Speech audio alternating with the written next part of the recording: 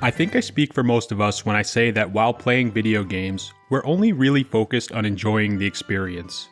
When we find experiences we do enjoy, we don't often think about exactly why we are enjoying them. I can say that in general, some of the marks of a great game are how immersive it is, how good the gameplay systems feel, and whether it had any moments that made me smile or say wow. But for me at least, these reasons why don't come to me right away. It always seems like I enjoy the game first, then analyze why I enjoyed it later. When you play a really great game, it seems like you just know it, and the reasons why it's so great aren't very concrete until you break it down after the fact.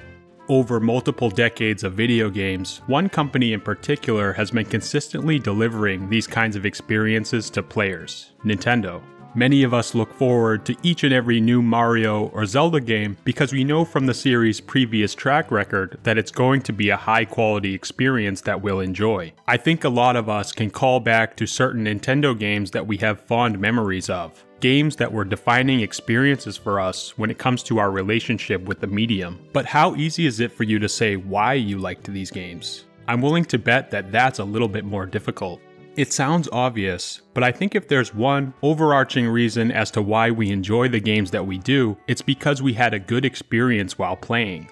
But this doesn't just happen. I can speak for many of us in saying that we've all played games that just didn't click with us. Maybe something about the game's progression or minute-to-minute controls didn't feel right for you. Maybe you were confused and didn't know how to make meaningful progress. Perhaps you were overwhelmed by options, or maybe things were so simple it bored you. Think of games you've really enjoyed over the years. I bet that a lot of these grabbed hold of you from the very start and didn't let go until the ride was over. You had a great experience from beginning to end, and that's part of the reason you remember it so fondly. Sure, I agree that there are a lot of great games out there that are more of a slow burn, games that grow on you, or that have a steep learning curve which adds some friction to the overall experience. And these games are great in their own right, but when I look back at many of the Nintendo games I enjoy most, I notice one thing that many of these games have in common. The experience flows from beginning to end, and there's a really low amount of friction. There aren't usually any control manuals to read or real static tutorials to follow. There is just an effortlessly smooth player experience, which generally leads to a game that you never want to put down until it's done. This type of experience isn't just born naturally, but it almost seems like magic. The very best Nintendo games are nearly frictionless. They teach you as you go, as the designers weaved important teaching moments into the very fabric of the game, creating seamless tutorials that just seem to fade into the background.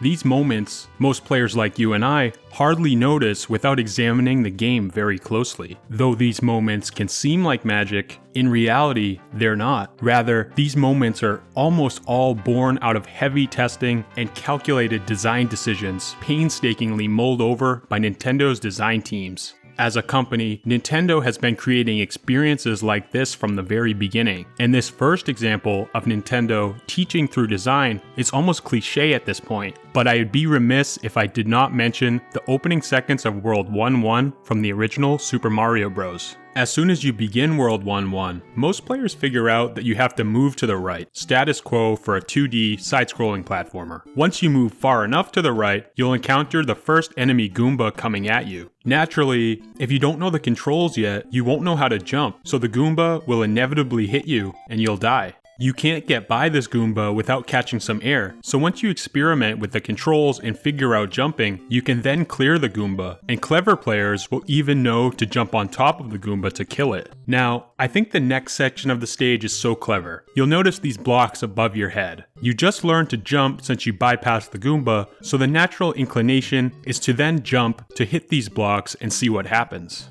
From the first one, you simply get a coin, and then as you progress, there's one that doles out a super mushroom. As a first-time player with no prior context, you won't know what to expect from this mushroom. From prior clues the game has given, they might even assume that it's an enemy, due to its motion and sharing pretty much the same shape as the Goomba from before. It comes toward the player at a fast pace, so their first inclination might be to jump to dodge it. However, if you try to jump at the typical timing, the blocks above your head might block your upward movement, halting your jump and causing you to get hit by the mushroom anyways. But once you do get hit by the mushroom, you'll realize that it turns you bigger, which you'll later learn, if you happen to get hit by an enemy, that it's a good thing. The mushroom is actually a power-up. A little later on, when you arrive at this gap in the floor, you discover yet another of the game's common obstacles. Until now, you've been safe on stage. The only thing you had to worry about is getting hit by enemies, and not the terrain itself. However, after learning to jump over enemies, the game teaches you about another utility of the jump move, to clear gaps, as this gap in the ground is impossible to cross without jumping. If you don't jump to cross it, you'll instantly fall to your death. Just from the opening few seconds of Super Mario Bros. First level, we've learned about the game mechanics totally self-sufficiently, relying on only the hints provided by the very design of the world and nothing more.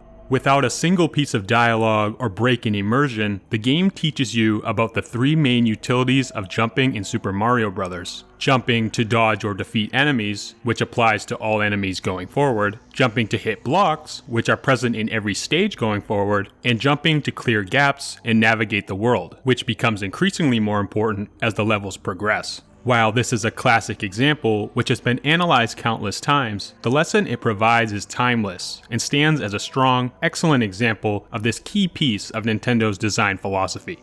Moving on to another classic example, the opening seconds of the original Metroid provides another expertly crafted yet unspoken tutorial, just like in Mario 1. Metroid is a 2D exploration game. For those familiar with 2D games up until this point, in most cases, the player character only travels from left to right. The rule until this point was that levels were traversed in a straight line. Using Mario 1 again as an example, in each Super Mario level, from the very first stage to the very last one, Mario travels directly from point A to point B. To finish each stage, it's a straight shot, and there's no backtracking required. And at this point in time, this was the norm in video games. Right away, Metroid subverts expectations and throws this convention out the window. Most players will start Metroid and head directly right, but doing this leads to an uncrossable dead end. Facing this dead end leaves the player with no choice but to turn around and head back in the direction from which they came, a concept that was very new to side-scrolling games at the time.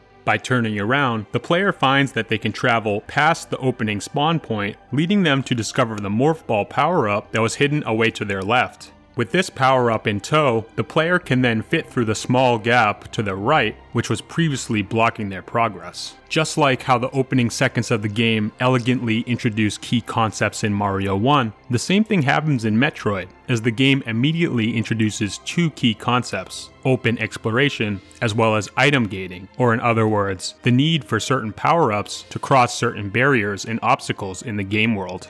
If you are a veteran to the Metroid games, you might start Metroid 1 and instantly go to the left to collect the Morph Ball, but this isn't a natural instinct for many, especially for those who have never previously played a game in this style. This is a seemingly simple design choice for the game's first area, but it leads to an elegant and all-important teaching moment without including any messages, dialogue, or breaks in the game for a tutorial sequence. The Metroid series is chock full of these silent teaching moments, and a superb design across all of the Metroid titles, I believe, is one of the main reasons why the series is still so beloved by players today. I'm so impressed by the simplicity yet effectiveness of what I've been calling silent tutorials in these NES games. Not only do they work as perfect introductions to the concepts players will face in the rest of the game, but also, players are hit with these scenarios right from the opening seconds of the game. While playing, you don't even realize you're being taught core concepts. It just feels natural. There's no dialogue, no forced control tutorials, just pure natural progression that allows the level design itself to teach you everything you need to know. And the silent tutorials don't end here. These were some famous retro examples, but Nintendo has developed countless experiences over the years which are masterclasses in game design. And throughout these titles, these teaching moments can vary in scope. They can be as simple as the Goomba walking toward you in the opening seconds of World 1-1, and they can be as overarching and complex as this next example from The Legend of Zelda: A Link to the Past. If you're familiar with A Link to the Past, one of the most important parts of the game is the ability to travel between Hyrule's Light World and the Dark World. Essentially, A Link to the Past features two world maps with similar locales, one being the normal game world you start out in, and the other being a more mysterious and bizarre version of the world that you discover later on in your journey. In A Link to the Past, you start out on your quest to save Zelda by completing 3 dungeons, which are always tackled in a set order. Each dungeon contains a key item needed to progress in the story, so completing them in the proper order is mandatory. First is the Eastern Palace, then the Desert Palace, then finally the Tower of Hera.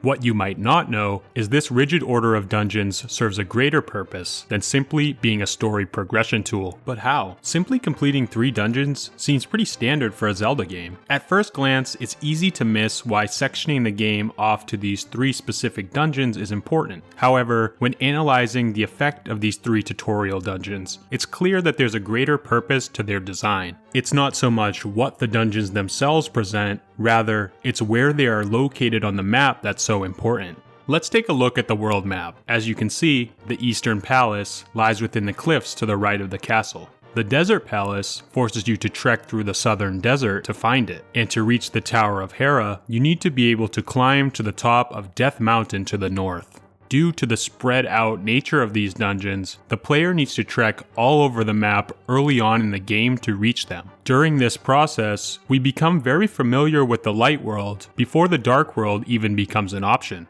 Let's think about it. Say that first we had to go complete 2 dungeons in the northwest woods, then 1 on the cliffs to the right of the map. If this was the case, then by the time we collected 3 pendants, got the Master Sword and visited the dark world, we'd barely even know the light world. We'd really only be familiar with 2, maybe 3 areas. And we would have probably never explored certain areas like the desert and Death Mountain to the extent that we should have. Without previously adventuring through these areas in the light world, traveling to the dark world loses a lot of its oomph. Part of the fun of traveling to the dark world is seeing how the map has changed from what you were already familiar with. Because of this, it's a super smart design choice by Nintendo to lay out the beginning of A Link to the Past like this. Even smaller story beats, aside from the dungeons, are designed with this overarching purpose in mind. The trip to grab the Master Sword before entering the Dark World forces you to explore the Lost Woods to the northwest. And during the early section of the game, you're even given a hint toward an optional but useful item hidden in Lake Hylia.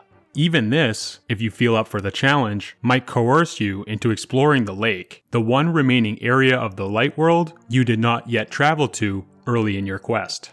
The game's design deliberately pushes and prods you to thoroughly explore Hyrule's light version before entering the dark world, and for good reason. The later parts of A Link to the Past were built around the concept of traveling between the light and dark versions of the map, and the designers took careful steps to guide the player all around the world map prior to the dark world's introduction to allow for its maximum effect once you arrive. This is just another example of how Nintendo excels at making things flow and feel as natural as possible for the player. It's one of their main design techniques to subtly teach you important aspects of the game, all the while you're sucked into the experience, and you don't even realize you're learning, you're just having fun.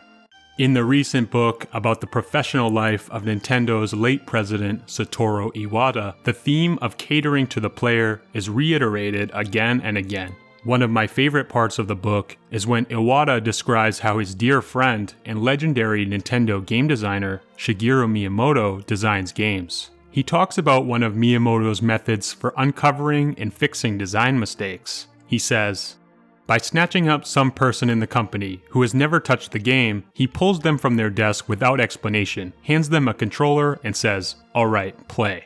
Iwata goes on further to explain, "A person who makes games can't sit down with everyone who buys them and explain, 'Here's how I design things. Here's how to play.' Obviously, that would be impossible. The product needs to be self-explanatory."